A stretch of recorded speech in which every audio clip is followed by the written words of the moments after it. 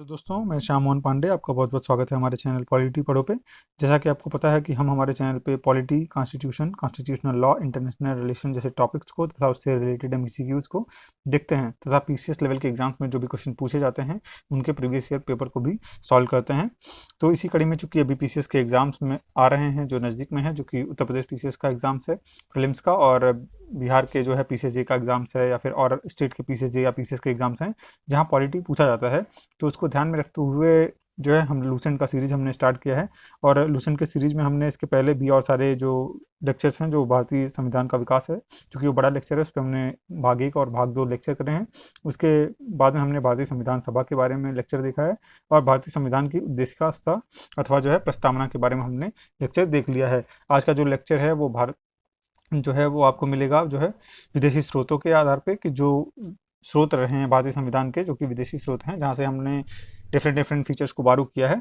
तो उसमें हम आज लेक्चर देखेंगे।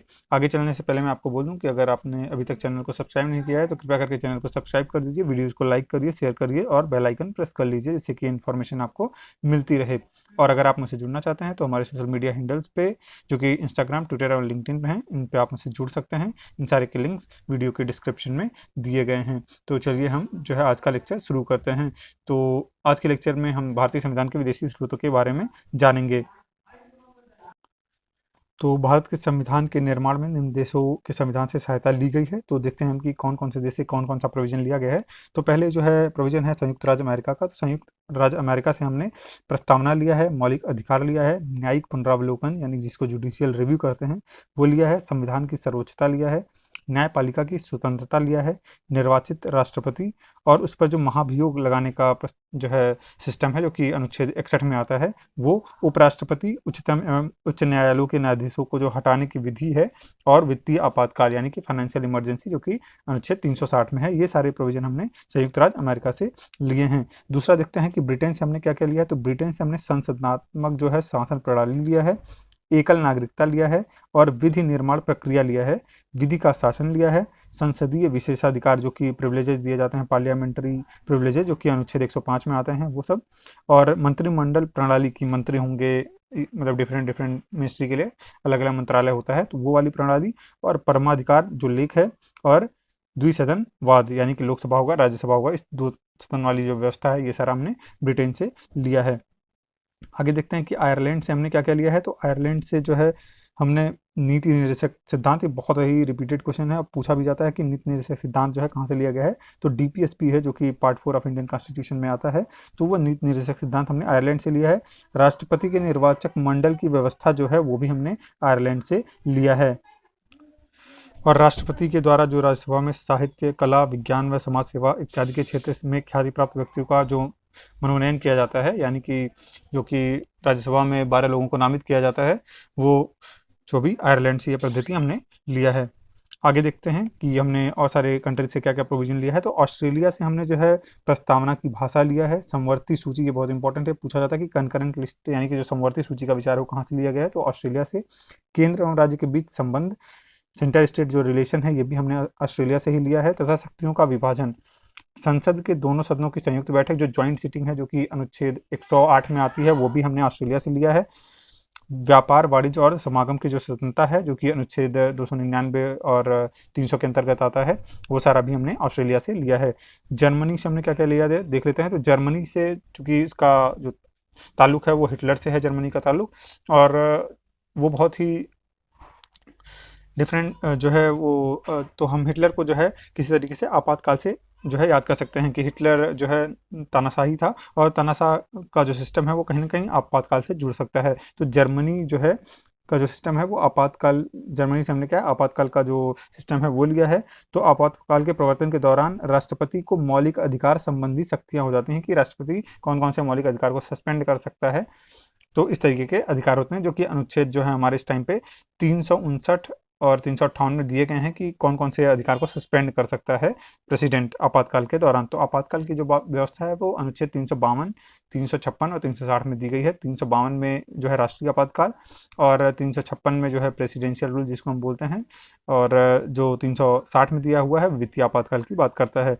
कनाडा से हमने क्या क्या लिया है उसको देख लेते हैं। तो संघात्मक जो विशेषताएं हैं वो अवशिष्ट शक्तियां जो रेसिडुअरी पावर होती हैं वो केंद्र के पास रहेंगी। वो राज्यपाल की नियुक्ति का जो विषय प्रक्रिया है वो संघ एवं राज्य के बीच जो है शक्ति का विभाजन वो, और सर्वोच्च न्यायालय की जो परामर्शी जो न्याय निर्णय है वो, ये सारे जो हमने कनाडा से लिया है। आगे देखते हैं हम। तो दक्षिण अफ्रीका के संविधान से हमने क्या लिया, तो दक्षिण अफ्रीका के संविधान से हमने संविधान संशोधन जो कि अनुच्छेद 368 में आता है, जो कि 368 आर्टिकल में आता है, तो इसका जो संविधान संशोधन का प्रक्रिया है वो हमने वहां से लिया है। राज्यसभा के सदस्यों का जो निर्वाचन है कि राज्यसभा के सदस्यों का निर्वाचन किस तरीके से होगा, ये भी हमने दक्षिण अफ्रीका से लिया है। तो इन सारी चीज़ों को आप ध्यान रखेंगे। ये सारे क्वेश्चन जो है आपको डायरेक्टली पूछे जाते हैं, तो इसलिए आप जो है इन चीज़ों को बहुत ही लाइन बाई लाइन याद करेंगे। रूस से हमने मौलिक कर्तव्य लिए हैं, ये भी पूछा जाता है।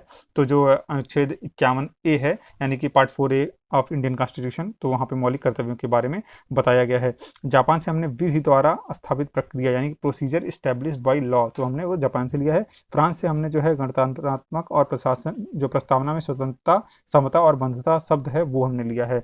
तो स्वतंत्रता, समता और बंधुता जो शब्द है प्रस्तावना में, वो हमने फ्रांस से लिया है। नोट में कह रहा है कि भारतीय संविधान के अनेक देशी और विदेशी स्रोत हैं, लेकिन भारतीय संविधान पर सबसे अधिक प्रभाव भारतीय शासन अधिनियम 1935 का है। ये पूछा जाता है कि भारतीय संविधान में सबसे जो अधिक प्रभाव वो किसका है, तो भारतीय शासन अधिनियम 1935 का है। भारतीय संविधान के 395 अनुच्छेदों में से लगभग 250 अनुच्छेद ऐसे हैं जो कि 1935 ईस्वी के अधिनियम से या तो शब्दशः ले लिए गए हैं या फिर उनमें बहुत थोड़ा सा ही परिवर्तन करके उनको साथ में लिया गया है। तो ये सारे जो है इंपॉर्टेंट जो है प्रोविजंस रहे हैं जो डिफरेंट कंट्री से हमने लिए हैं। तो आप इन सारी चीज़ों को इस तरीके से याद कर सकते हैं, क्योंकि आपको चार्ट से बहुत अच्छे से याद हो जाता है, तो आप इस तरीके से देखेंगे। तो भारत शासन अधिनियम 1935 से जो है संघीय तंत्र, राज्यपाल का जो कार्यालय है, न्यायपालिका, लोक सेवा आयोग, आपातकालीन उपबंध, प्रशासनिक विवरण, तो ये सारा जो है भारतीय अधिनियम 1935 से लिया हमने। संयुक्त राज्य अमेरिका से हमने क्या क्या लिया है वो देख लेते हैं। तो मूल अधिकार, न्यायपालिका की स्वतंत्रता, न्यायिक पुनरावलोकन का सिद्धांत, उपराष्ट्रपति का पद, सर्वोच्च न्यायालय और उच्च न्यायालय के न्यायाधीशों के जो पद से हटाए जाने की प्रक्रिया है वो, राष्ट्रपति पर महाभियोग, ये सारा हमने संयुक्त राज्य अमेरिका से लिया है। कनाडा से हमने क्या क्या लिया है, तो सशक्त केंद्र के साथ संघीय व्यवस्था, अवशिष्ट शक्तियों का केंद्र में निहित होना, केंद्र द्वारा राज्य के राज्यपालों की नियुक्ति करना, सर्वोच्च न्यायालय का परामर्शी जो न्याय का निर्णय शक्ति है वो, ये सारे जो हमने कनाडा से लिए हैं। जर्मनी यानी कि वीमर कॉन्स्टिट्यूशन हमने क्या क्या लिया है, तो आपातकाल के दौरान जो है मूल अधिकारों का जो स्थगन हो जाता है वो हमने जर्मनी से लिया है। फ्रांस से हमने क्या लिया है वो भी देख लेते हैं। तो गणतंत्रात्मक जो व्यवस्था होती है वो, और प्रस्तावना में स्वतंत्रता, समता और जो बंधुता के आदर्श हैं, ये हमने फ्रांस के संविधान से लिया है। और देखते हैं ब्रिटेन से। तो ब्रिटेन से हमने संसदीय शासन, विधिका शासन, विधायी प्रक्रिया, एकल नागरिकता, मंत्रिमंडल प्रणाली, परमाधिकार लेख, संसदीय जो है वो, और संसदीय विशेषाधिकार तथा द्विसदनात्मक जो व्यवस्था वो हमने ब्रिटेन से लिया है। आयरलैंड के संविधान से हमने क्या क्या लिया है वो देख लेते हैं। तो राज्य के नीति निर्देशक सिद्धांत, राष्ट्रपति की निर्वाचन पद्धति, राज्यसभा के लिए सदस्यों का नामांकन, ये सारा हमने आयरलैंड से लिया है। ऑस्ट्रेलिया के संविधान से क्या क्या लिया है, तो समवर्ती सूची, व्यापार, वाणिज्य और समागम की जो स्वतंत्रता है वो, संसद के दोनों सदनों की जो संयुक्त बैठक है वो, ये सारे हमने ऑस्ट्रेलिया से लिया है। सोवियत संघ यानी कि जो कि पहले हम जिसको यूएसआर कहते थे, आज रशिया बोलते हैं, तो वहां से हमने मूल कर्तव्य लिया है। और प्रस्तावना में जो न्याय है, सामाजिक, आर्थिक और राजनीतिक न्याय, वो हमने जो है रशिया यानी कि सोवियत संघ से लिया है। दक्षिण अफ्रीका से हमने संविधान में संशोधन की प्रक्रिया और राज्यसभा के सदस्यों का निर्वाचन लिया है। जापान के संविधान से हमने विधि द्वारा स्थापित जो है प्रक्रिया जो है का जो सिस्टम है वो लिया है। तो इस तरीके से ये सारे जो है विदेशी स्रोत रहे जो हमने भारत के संविधान में अडॉप्ट किया है। और आगे का जो लेक्चर रहेगा भारतीय संविधान की अनुसूची पे रहेगा। और मैं बता दूं अगर अभी तक आपने चैनल को सब्सक्राइब नहीं किया तो कृपया करके चैनल को सब्सक्राइब कर दीजिए, वीडियोज़ को लाइक और शेयर करिए और बेल आइकन प्रेस कर लीजिए, जिससे कि आपको इन्फॉर्मेशन मिलती रहे। और अगर आप मुझसे जुड़ना चाहते हैं तो हमारे सोशल मीडिया हैंडल जो कि इंस्टाग्राम, ट्विटर और लिंक्डइन है, इन सारे पे आप मुझसे जुड़ सकते हैं। इन सारे के जो लिंक्स है वो डिस्क्रिप्शन में वीडियो के दिए गए हैं। So thank you so much. Please like and share the videos and subscribe my channel polity पढ़ो। बहुत बहुत धन्यवाद। Have a nice day.